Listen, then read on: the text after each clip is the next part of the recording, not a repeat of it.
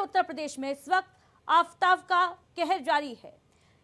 मई के इस आखिरी हफ्ते में आसमान से आग नहीं बल्कि मानो शमशीर की धार बरस रही है, जिसने आम आवाम का जीना मुहाल कर दिया है।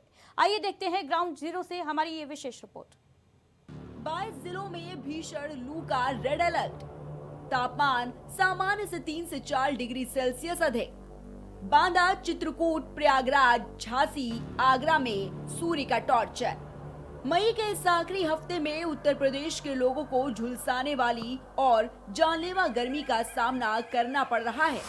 मौसम विभाग ने बांदा, चित्रकूट, प्रयागराज, फतेहपुर, आगरा, फिरोजाबाद, इटावा, जालौन, हमीरपुर, महोबा और झांसी समेत 11 जिलों में भयानक लू चलने की आशंका जताई है।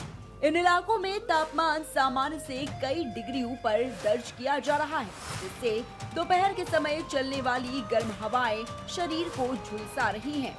सुबह 9 बजे से ही तपने लग रही है सड़कें। दोपहर में बाजारों और मुख्य मार्गों पर पसरा सन्नाटा। IMD की सलाह, बहुत जरूरी होने पर ही घरों से निकले, खुद को हाइड्रेट रखें। प्रदेश के बुंदेलखंड और दक्षिणी हिस्सों में हालात सबसे ज्यादा गंभीर बने हुए हैं। सुबह के 9 बजते ही चिलचिलाती धूप अपना असर दिखाने लगती है और दोपहर होते होते मुख्य बाजारों और सड़कों पर अघोषित कर्फ्यू या लॉकडाउन जैसा सन्नाटा पसर जाता है। ग्रामीण इलाकों में लोग गर्मी से बचने के लिए पेड़ों और छायादार जगहों की शरण ले रहे हैं, तो वहीं शहरों में लोग बहुत जरूरी होने पर ही पूरी तरह से चेहरा ढककर घरों से बाहर निकल रहे हैं। उत्तर प्रदेश में लगातार हीट वेव का कहर जारी है। ऐसे में सरकारी अस्पतालों में किस तरीके से यहाँ पर व्यवस्थाएं हैं, हीट वेव को लेकर जो है तमाम बेडों को आरक्षित किया गया था। हमारे साथ बातचीत के लिए मौजूद हैं सीएमएच सिविल हॉस्पिटल के सर। आपसे समझना चाहेंगे कि जिस तरीके से हीट वेव का कहर जारी है, ऐसे में क्षमता से अधिक जब लोग यहाँ पर पहुँचते हैं, उनको लेकर क्या कुछ व्यवस्थाएं आगे के लिए सुनिश्चित की गई? इस साल गर्मी थोड़ा ज़्यादा प्रचंड हो रही है, तो उसको देखते हुए हम लोगों ने पहले से जो शासन की गाइडलाइन है मंशा के अनुसार हम लोगों ने एक 10 बेड का रिजर्व हीट रिलेटेड इलनेस के लिए वार्ड बनाया हुआ है। उसमें से 3 बेड हमारे हैं, वो एक कमरे में है, उसमें अलग से AC और पंखे हैं। कोल्ड रूम उसको बोलते हैं। अगर कोई हीट स्ट्रोक का मरीज आ गया, सीरियस मरीज आ गया, तो उसको उसमें शिफ्ट करके हम सारा इलाज करेंगे। हमारे पास सारी व्यवस्था आइस पैक्स से लेके सारी तरह की मेडिसिन, ORS सब कुछ प्रचुर मात्रा में है। इसके अलावा इमरजेंसी को भी अलर्ट किया गया है। वहाँ भी हमारे कुछ बेड आरक्षित हैं कि जो भी धूप लगे हुए पेशेंट, धूप गर्मी की वजह से जो भी दस्त, पेट में दर्द, उल्टी या फीवर वाले आते हैं, उनके लिए इमरजेंसी में भी इलाज की प्रॉपर सारी व्यवस्था है हमारे पास। हीट वेव के चलते देखा बड़ी संख्या में लोग आते हैं, ऐसे में यहाँ पर बच्चों का भी यहाँ पर इलाज होता है। ऐसे में क्या बच्चों की भी संख्या क्या बढ़ रही है? ऐसे में इस समय पिछले 3-4 दिनों से कुछ इस तरह के पेशेंट तो बढ़े ही हैं, ओवरऑल बढ़े हैं। बहुत बहुत शुक्रिया हमसे बातचीत के लिए। तो आप अगर देखें तो उत्तर प्रदेश में लगातार जिस तरीके से हीट वेव का कहर जारी है, ऐसे में सिविल हॉस्पिटल में तमाम जो आरक्षित बेड हैं उनकी जो है कोल्ड रूम की व्यवस्था की गई, ताकि अगर गंभीर परिस्थितियों में यहाँ पर मरीज आते हैं तो उन्हें बेहतर इलाज मिल सके। इस आपातकालीन स्थिति को देखते हुए राज्य सरकार ने सभी सरकारी अस्पतालों को अलर्ट पर रखा है, ताकि हीट स्ट्रोक या डिहाइड्रेशन से प्रभावित मरीजों को तुरंत इलाज मिल सके। राहत की बात सिर्फ इतनी है कि मौसम वैज्ञानिकों के मुताबिक अगले 3 से 4 दिनों के बाद इस भीषण गर्मी से कुछ हद तक राहत मिलने की उम्मीद जताई जा रही है। यानी साफ है कि अगले 48 से 72 घंटे उत्तर प्रदेश के लिए बेहद संवेदनशील हैं। ऐसे में इंडिया सुपरफास्ट भी आपसे अपील करता है कि दोपहर के समय सीधे धूप में निकलने से बचें, सूती कपड़ों का इस्तेमाल करें और शरीर में पानी की कमी ना होने दें। Desk report, India superfast.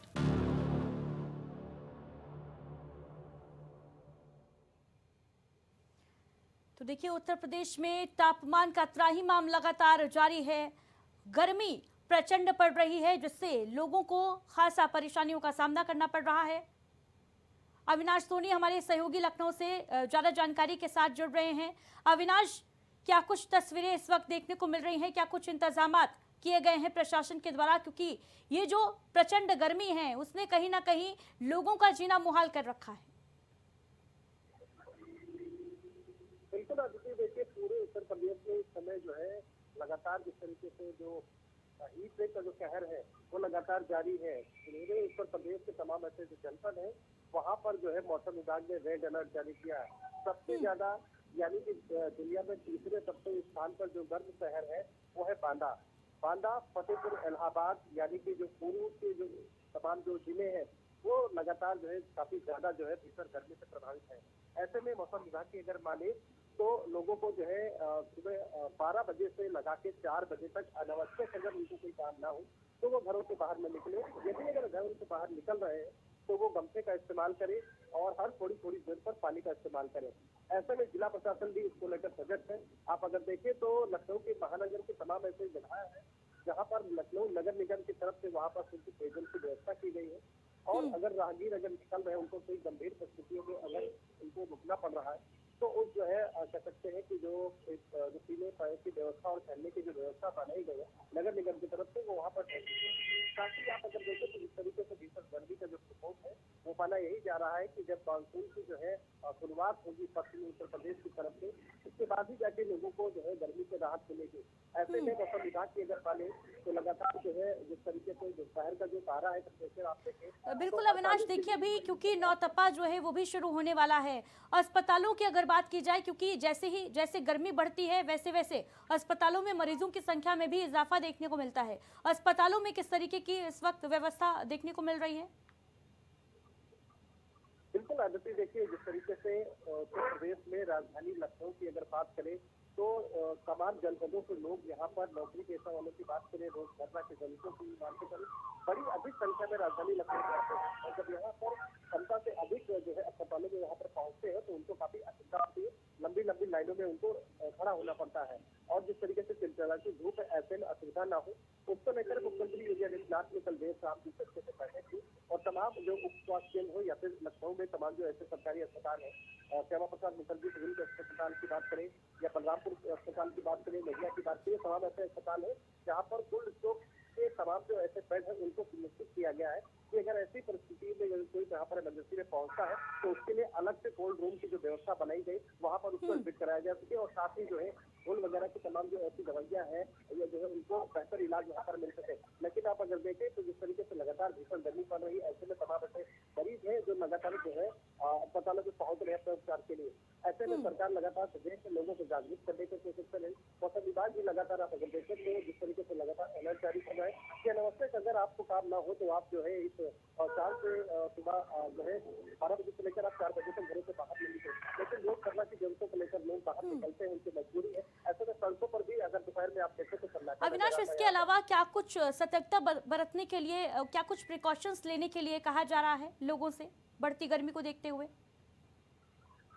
देखिए डॉक्टरों की अगर माने तो उनका यही कहना है कि आप थोड़ी थोड़ी देर पर जो है पानी का इस्तेमाल करें और धूल का इस्तेमाल करें और आप अगर चीजों से आप अगर जो है इससे प्रभावित आप अगर होते हैं तो नजदीकी स्वास्थ्य केंद्र आप वहाँ पर जाके अपना उपचार जरूर कराएं। लेकिन आप अगर मौसम विभाग की अगर बात करें तो आप अगर देखें तो नौतपा की जैसे कि आपने बात की उसकी शुरुआत हो चुकी है तो पिछले एक सप्ताह तक तो बिल्कुल भी जिस तरीके से लोग बाहर अगर घरों से बाहर निकलते हैं तो उनको सावधान रहने की जरूरत है, अपने खुद को ढकने की जरूरत है और लगातार पानी पीने की जरूरत है। तमाम चीजें मौसम विभाग की है, डॉक्टरों की है, लगातार जो कहीं ना कहीं सरकार भी लोगों से सलाह दे रही है और लगातार जिला प्रशासन है तमाम जगहों पर जो है कोशिश कर रहा है कि अगर ऐसे चिलचिलाते धूप में लोग निकल रहे अगर प्रभावित होते हैं तो उनके बैठने और पानी पीने की व्यवस्था करी जाए। लेकिन जिस तरीके से आप अगर देखें तो मौसम विभाग की जो माने एक सप्ताह तक लोगों की गर्मी से राहत अभी फिलहाल नहीं मिल रही है। साथ ही राजधानी लखनऊ समेत उत्तर प्रदेश के तमाम ऐसे जनपद है जहाँ पर जो है भीषण गर्मी और जिस तरीके से पावर कट की जो सप्लाई जिस तरीके से बाधित हो रही है, जिस तरीके से जो बिजली की आपूर्ति हो रही है उसको लेकर भी त्राहिमाम उत्तर प्रदेश में मचा हुआ है। उसको लेकर तमाम बैठकें हो चुकी है। आप अगर देखें तो जिलाओं में अधिकारियों अभियंताओं को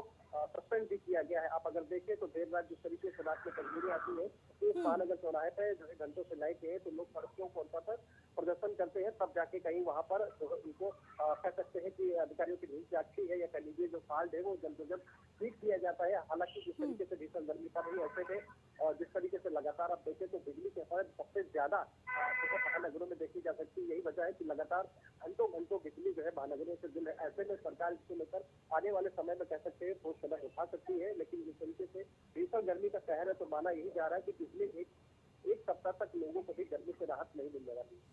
बिल्कुल अविनाश, देखिए क्योंकि पारा इतना ज़्यादा, टेम्परेचर इतना ज़्यादा बढ़ता हुआ देखा जा रहा है और आने वाले दिनों में गर्मी और अधिक जलाएगी, ये भी चेतावनी मौसम विभाग ने जारी की है। लोगों को खुद भी सतर्कता बरतने की अपील है। फिलहाल जानकारी देने के लिए बहुत बहुत शुक्रिया।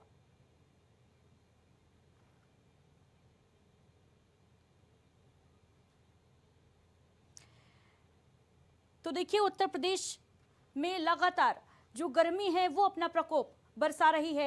आसमान से आग बरस रही है। लोग घरों में कैद होने के लिए मजबूर हैं। सड़कों पर सन्नाटा देखने को मिल रहा है। दोपहर के समय में खासतौर से प्रशासन भी अपील कर रहा है कि अगर जरूरी ना हो तो घर से बाहर मत निकलिए।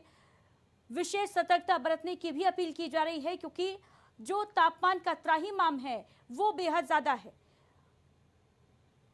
हर कोई बेबस नजर आ रहा है। गर्मी का प्रकोप लगातार बढ़ रहा है। बिजली कटौती एक बड़ी समस्या बनी हुई है। उत्तर प्रदेश की अगर बात की जाए तो पूरे उत्तर भारत में गर्मी का कहर देखने को मिल रहा है और अगले 22 जिलों में बताते चले उत्तर प्रदेश के गर्मी का रेड अलर्ट जारी किया गया है।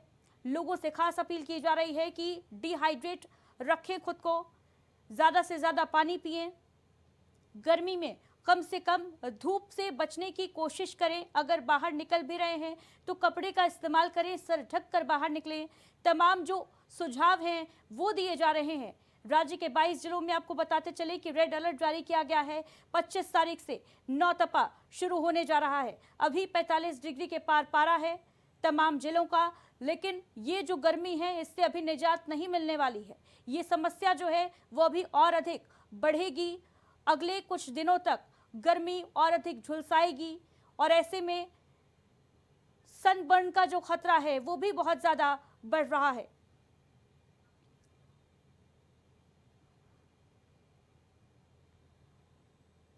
और इस पर हमारे साथ सीतापुर से हमारे सहयोगी गौरव जुड़ रहे हैं ज्यादा जानकारी के साथ। गौरव, सीतापुर के क्या कुछ हालात इस वक्त हैं?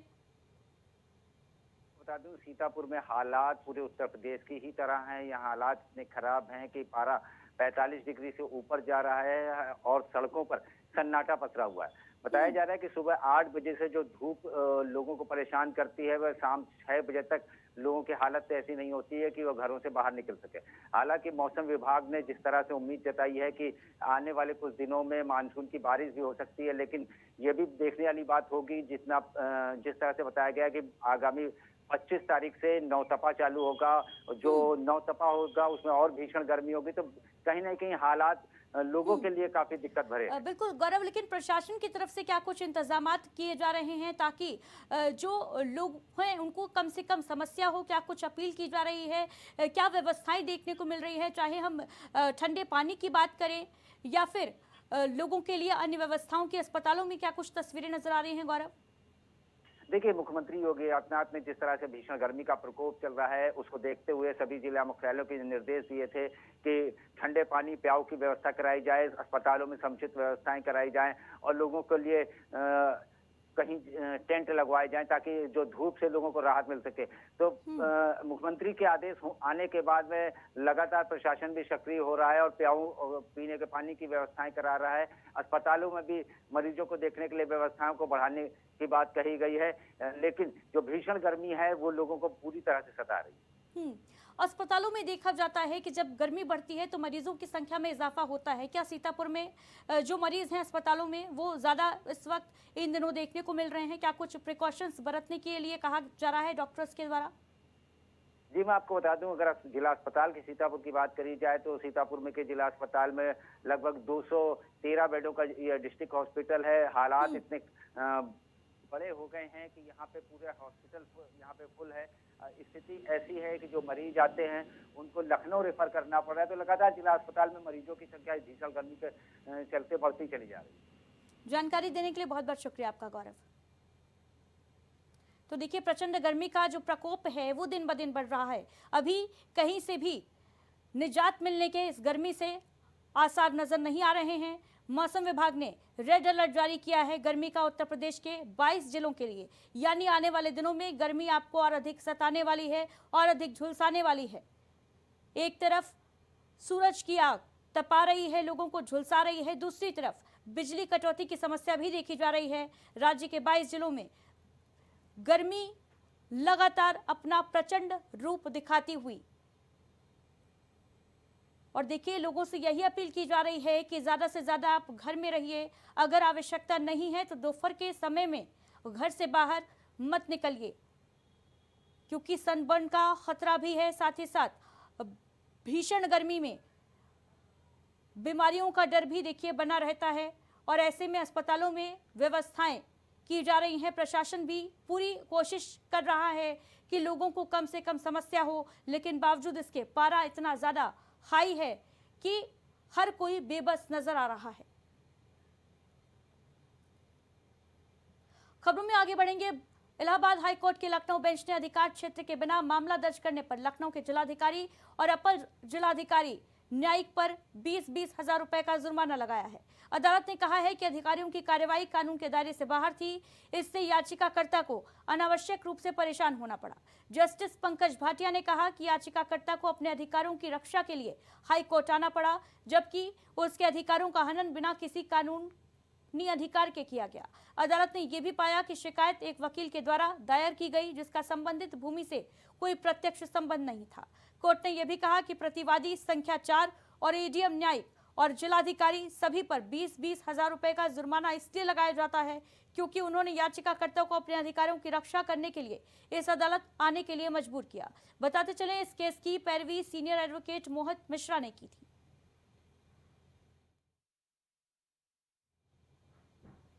सपा नेता आजम खान और उनके बेटे अब्दुल्ला को अब 10-10 साल की सजा जेल में काटनी होगी। दरअसल शनिवार को रामपुर की एमपी एमएलए कोर्ट ने फर्जी पैन कार्ड मामले में दोनों को 7 साल की सजा 3-3 साल और बढ़ा दिया है।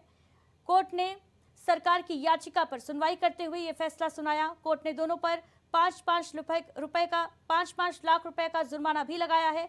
दरअसल इसी मामले में एमपी एमएलए कोर्ट ने 17 नवंबर 2025 को आजम खान और अब्दुल्ला आजम को 7 साल की सजा सुनाई थी। 50-50 हजार रुपए का जुर्माना भी लगाया था। इस सजा के बाद से आजम खान और अब्दुल्ला दोनों रामपुर जेल में बंद हैं। बताते चले कि भाजपा नेता और रामपुर नगर विधायक आकाश सक्सेना ने 30 जुलाई 2019 को कोतवाली सिविल लाइंस में शिकायत दर्ज की थी।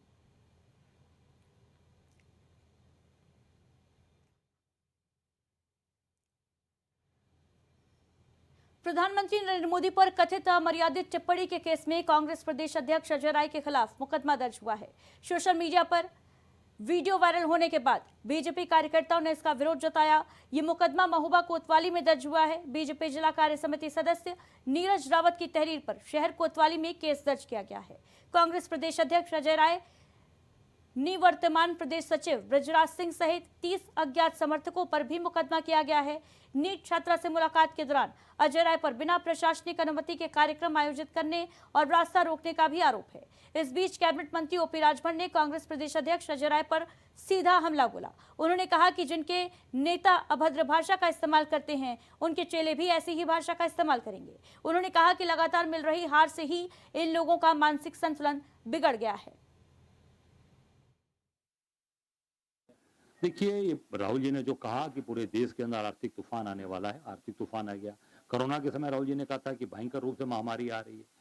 नोटबंदी में कहा था राहुल जी ने कि पूरी देश के तबाह कर दिया आर्थिक स्थिति को। मोदी ने कहा बहनों भाइयों 50 दिन कहाँ गए? अभी तो 50 दिन तय ने चौरा नहीं गए आप।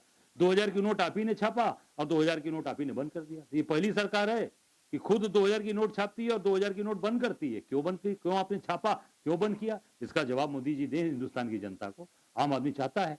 तो पूरी तरीके से सरकार फेल है और आर्थिक तूफान आ चुका है। आम आदमी परेशान है, आप परेशान नहीं है, हम परेशान है। सब लोग तो चल रहे हैं बाइक मोटरसाइकिल से। तनख्वाह तो नहीं बढ़ रही है आपकी। किसी की तनख्वाह बढ़ी है, किसी की कमाई बढ़ी है, हाँ खर्च ज्यादा हो रहे हैं। तो ये मैं निश्चित तौर से इतना कहूंगा कि पूरी तरीके से ये सरकार फेल हो चुकी है। मोदी जी से चीजें संभल नहीं रही। पूरी तरीके से सरकार फेल हो चुकी है। बिजली, जो भी विधायक चिट्ठी लिख रहे हैं उनसे कहूंगा चिट्ठी लिखना बंद करके इस्तीफा दीजिए, जनता के साथ खड़े होइए, नहीं तो आपकी जमानत नहीं बचेगी। लखनऊ में सरकार सप्लाई नहीं पूरी कर पा रही है। 31 जो पावर स्टेशन वहाँ पर पीएसी और पुलिस लगाने की बात। अब पुलिस लगा दें, पीएसी लगा दें, आर्मी लगा दें, पर जनता जाग चुकी है। मैं इतना ही कहूंगा विधायक लोगों से कि इस्तीफा दीजिए, जनता के साथ खड़े हो जाइए। जहाँ पीएसी पुलिस लगी है आप जनता के साथ नेतृत्व करिए, और नहीं तो 2027 में जनता जमानत जब्त कराएगी। निश्चित है कि जैसे किसी की संपत्ति को वक्फ संपत्ति नहीं मानी जा सकती। जो वक्फ संपत्ति के नाम से रजिस्टर्ड है उसी को पोर्टल पर दर्ज करने के लिए कहा गया है। तो तमाम ऐसी से लोगों ने उसमें दर्ज किया है। जांच में 2 गलत पाया गया तो निरस्त किया गया। सर, उत्तर प्रदेश में प्रधानमंत्री के खिलाफ अभद्र भाषा का उपयोग किया। जब जिनके नेता ही अभद्र बोल रहे हैं तो चेला लोग काहे नहीं बोलेंगे। तो उनकी हताशा और निराशा है जो चुनाव बराबर हारते जा रहे हैं, जिससे लोग काफ़ी दुखी हैं। मानसिक संतुलन खो बैठे हैं लोग, इस तरह के नर्गल बयान दे रहे हैं। कांग्रेस के लोग, आपने देखा होगा पूरी लीडरशिप कांग्रेस की किस प्रकार से भाषा की मर्यादा एक प्रकार से लांघ रही है, और ये कहीं ना कहीं उनके जो उनका चरित्र है उस चरित्र को प्रदर्शित करता है। देश की जनता ने, प्रदेश की जनता ने एक प्रकार से जो कांग्रेस को नकार दिया है, ये कांग्रेस के लोग देश की संवैधानिक संस्थाओं के प्रति और माननीय प्रधानमंत्री जी के प्रति जिस प्रकार से जो इनका आचरण है वो देश और प्रदेश की जनता सब जानती है, और आने वाले चुनाव में जनता इस सबका जवाब देगी।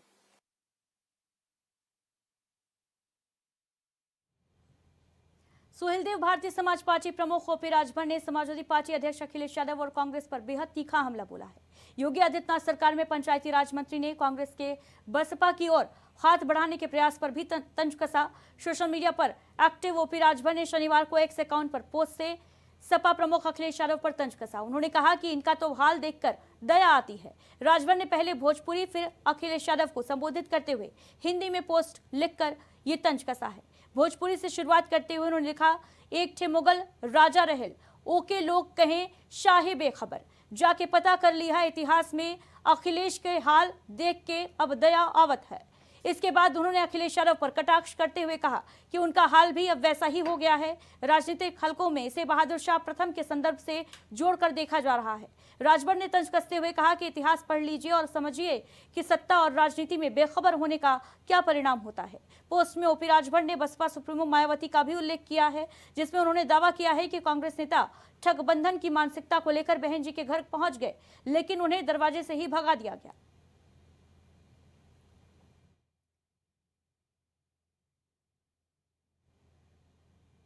राजधानी में बिजली संकट को लेकर लोग सड़कों और बिजली घरों को बाहर प्रदर्शन कर रहे हैं, जिसको देखते हुए ऊर्जा मंत्री ने बिजली व्यवस्था की समीक्षा बैठक की। बैठक में लखनऊ के 31 संवेदनशील बिजली उपकेंद्रों पर पीएसी तैनात करने के निर्देश दिए गए हैं। इस बैठक में कहा गया कि बिजली कर्मचारियों की सुरक्षा और उपद्रवियों पर कार्रवाई के लिए पीएसी तैनात होगी। बैठक में यह भी कहा गया कि रात में बिजली घर घेरने और सप्लाई बाहर करने के लिए बाधा डालने की शिकायतों के बाद ही फैसला किया गया है। अराजक तत्वों की गतिविधियों के बाद प्रशासन अलर्ट मोड पर है। बताते चलें कि चिन्हट, उत्तरेचिया, राजाजीपुरम, दुबग्गा समेत कई उपकेंद्र संवेदनशील घोषित किए गए हैं। इन उपकेंद्रों में बिजली बंद होने पर उपद्रव रोकने के लिए निगरानी बढ़ाई जाएगी।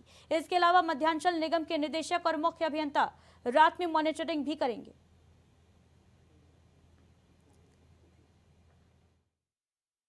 भीषण गर्मी की वजह से इन दिनों पूरे उत्तर प्रदेश में बिजली का संकट गहराया हुआ है। वहीं बात करें लखनऊ की, तो लखनऊ में भी बिजली का संकट है और रात के वक्त तमाम बिजली पावर हाउस पर लोग पहुंचकर हंगामा करते हैं, जिसको देखते हुए सरकार की तरफ से निर्देश दिया गया है कि लखनऊ के 31 पावर हाउस पर पुलिस के साथ पीएसी के जवानों को तैनात किया जाएगा।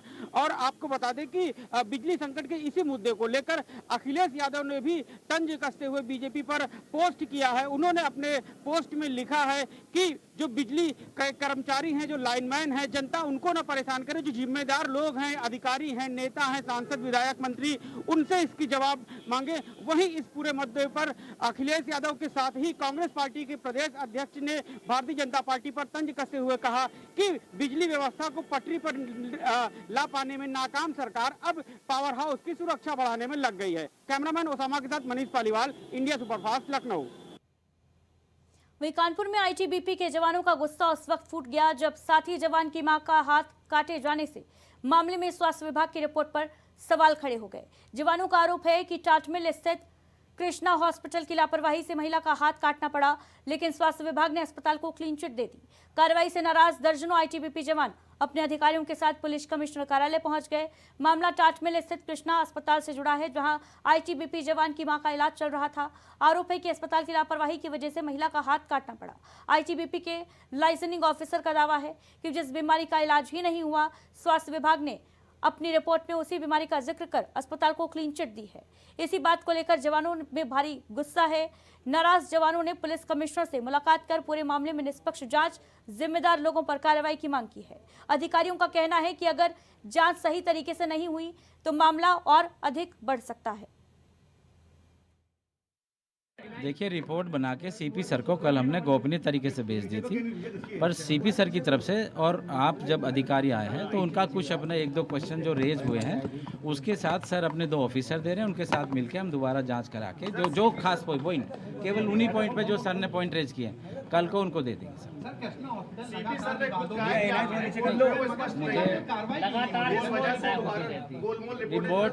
रिपोर्ट जो भी है स्पष्ट है, लेकिन जो 2-4 पॉइंट रेज हुए हैं सर के, उस पर 2 ऑफिसर हमको पुलिस से मिल जाएंगे, हम उनके साथ मिलकर जांच करके सर को दे देंगे। देखिए, लगातार क्या हो रहा है उससे नहीं तो मतलब, लेकिन आज जो माजरा है, जो मसला है, उस पर जांच हो रही है, उसी की बात। अरे भैया, मतलब जब मेरे पे शिकायत आएगी जब तो करूँगा। अभी तक नहीं आई है, उसमें क्या हुआ? अभी रिपोर्ट तो दे दें। सर, जवानों का कहना है पहले भी ऐसी घटना हो चुकी है वहाँ पे। उनकी माताजी का इस प्रकार इलाज किया कि उनका हाथ काटना पड़ा माताजी का।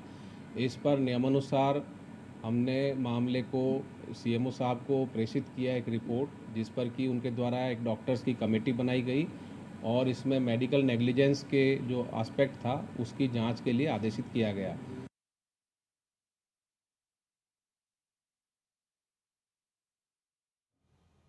लखनऊ में महिलाओं को निशाना बनाकर टप्पेबाजी करने वाले शातिर अंतर जनपदीय गिरोह का कृष्णानगर पुलिस ने खुलासा किया है। खास बात यह है कि गिरोह की सरगना बिंदु उर्फ चिंकी और गिरफ्तार आरोपी नरसिंह आपस में सास दमाद हैं। दोनों अपने साथी गीता देवी के साथ मिलकर राजधानी समेत कई शहरों में महिलाओं को निशाना बनाते थे। पुलिस ने तीनों आरोपियों को गिरफ्तार कर उनके कब्जे से करीब 6 लाख रुपए कीमत की ज्वेलरी, 12,000 रुपए नकद और वारदात में इस्तेमाल होने वाली बोलेरो बरामद की है। पूछताछ में आरोपियों ने बताया है कि गिरोह की सरगना बिंदु उर्फ चिंकी है। गिरोह के सदस्य अलग अलग शहरों में होटल किराए के कमरे या झुग्गियों में अस्थायी रूप से रहकर वारदात करते थे। आरोपी बिना नंबर प्लेट की बोलेरो गाड़ी से शहर में प्रवेश करते थे। वहीं पुलिस के मुताबिक ये गिरोह भीड़भाड़ वाले चौराहों, मेट्रो स्टेशन और ऑटो स्टैंड के आसपास सक्रिय रहता है। आरोपी महिलाओं और छोटे बच्चों का सहारा लेकर लोगों का ध्यान भटकाते थे और फिर धक्का मुक्की के बीच बड़ी सफाई से चेन, मंगलसूत्र और पर्स पार कर लेते थे। लगभग 20 तारीख और 22 तारीख को लगभग 3 घटना टप्पेबाजी की खारिज हुआ था थाना कृष्णनगर के अंतर्गत। उसमें गंभीरता लेते हुए टीम गठित किया गया है, सादे वस्त्रों का भी टीम गठित किया गया है। तो उसी में ये सामने आया है कि 3 अंतर जनपदीय टप्पेबाज के गिरोह है सामने आया है, जिसमें 2 महिला है, 1 पुरुष गिरफ्तार हुआ था। इसमें एक बिंदु चिंकी है जो मुख्य सरगना है और उनके साथ एक नरसिंह है उनके दामाद जो गाड़ी चलाता है बिना नंबर प्लेट की बोलेरो, जो भी बरामदगी हुआ है और इनसे लगभग 6 लाख की नकद जो है बरामदगी हुआ है। और इसमें 3 घटना की अनावरण हुआ है। ये लोग मूल निवासी है गोरखपुर की बेली पार की और ये लोग पहले आपस में एक दूसरे को जानते थे और ये विभिन्न शहरों में भी इनके ऊपर आपराधिक इतिहास है। कानपुर में भी है और एक कुशीनगर में भी है और ये लोग लगभग 1.5 साल से काम कर रहे हैं। ये लोग अपना जो रहने वाला जगह चेंज करते रहते हैं और इनके वेश रूप भी चेंज करते हुए ये लोग भीड़ में मिल जाते हैं। तो ऐसे घटना कर इनका आपस में क्या कनेक्शन है तीनों का? ये लोग तीनों एक ही गांव का रहने वाला है और जो बिंदु और नरसिंह है दोनों ये उनके दामाद है नरसिंह और ये गाड़ी चलाते हैं और ये इनको हेल्प करता है कि घटना होने के बाद तुरंत ही गाड़ी में बिठा के बिना नंबर प्लेट के लोग भाग जाते हैं। क्या क्या बरामदगी आज की गई? इसमें लगभग 6 लाख की नकद जो है बरामदगी हुआ है, चेन पीले दांतों और 12,000 की रुपए और एक मंगलसूत्र और एक बोलेरो की गाड़ी। बोलेरो जो गाड़ी है किसके नाम पंजीकृत है या चोरी की है? ये गाड़ी का डिटेल्स अभी पूछताछ की जा रही है और जैसे उसमें डिटेल्स आएगा। वहीं उत्तर प्रदेश के रामपुर में कांग्रेस का बीजेपी के खिलाफ अनोखा प्रदर्शन देखने को मिला। इस दौरान कांग्रेस के पूर्व विधायक संजय कपूर के नेतृत्व में प्रदर्शन किया गया। पूर्व कांग्रेस विधायक ने भैंसा गाड़ी पर बैठकर बीजेपी सरकार के खिलाफ जमकर नारेबाजी की।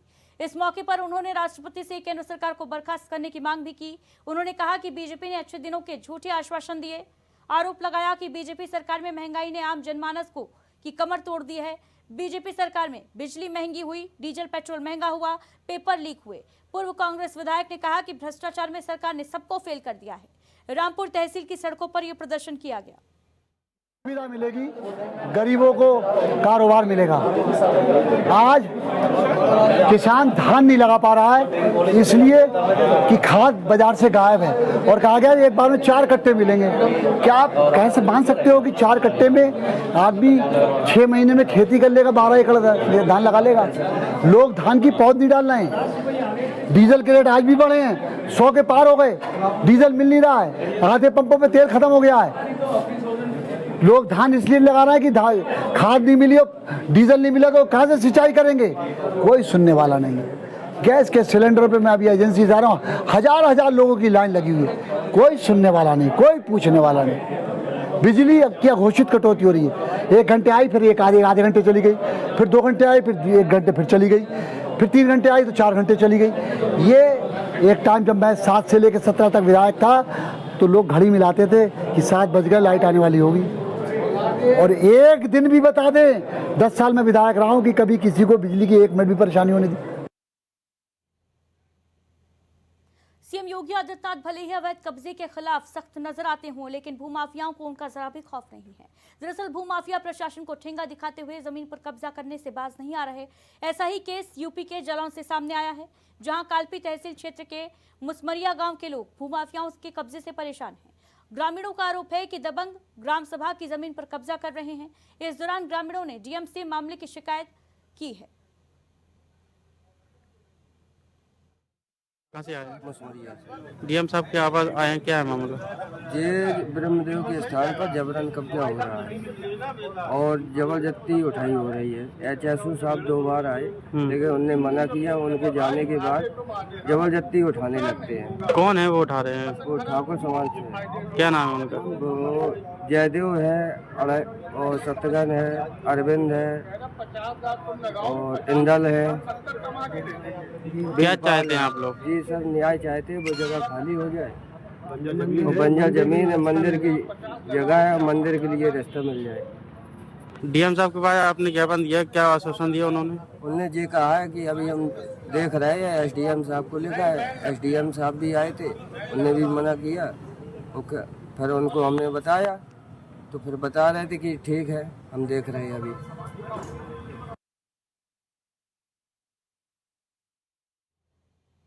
वहीं हमीरपुर के मौदहा कोतवाली क्षेत्र में शरारती तत्वों ने खड़ी कार को आग के हवाले कर दिया। मराठीपुरा बगिया निवासी धर्मेंद्र कुमार ने थाने में तहरीर देकर बताया है कि रात करीब 2 बजे 4 लोगों ने उनकी घर के बाहर खड़ी कार पर पेट्रोल डालकर आग लगा दी। कार जलकर पूरी तरीके से राख हो गई। पीड़ित धर्मेंद्र कुमार ने मौदहा थाने में लिखित शिकायत दी है। शिकायत के आधार पर पुलिस ने 3 नामजद 1 अज्ञात के खिलाफ धाराओं में मुकदमा दर्ज कराया है।